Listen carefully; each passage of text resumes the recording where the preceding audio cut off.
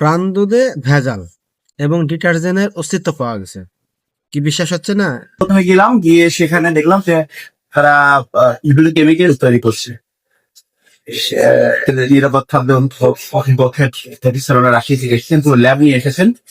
তারপর সেখানে আমরা জিজ্ঞাসাবাদে জানতে পারলাম যে দুধটা যায় কোথায়।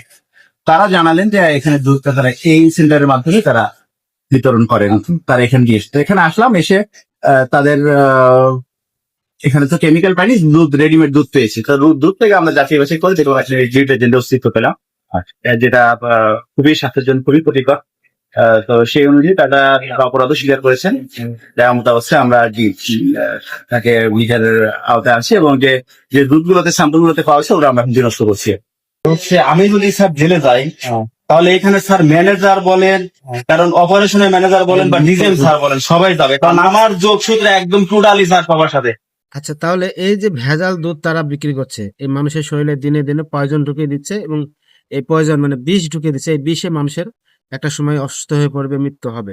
তাহলে এই ধরনের কোম্পানিগুলো কেন বন্ধ করা হবে না, এবং এই কোম্পানিগুলো যারা প্রধান আছেন তাদের কেন ফাঁসি দেওয়া হবে না বলতে পারেন?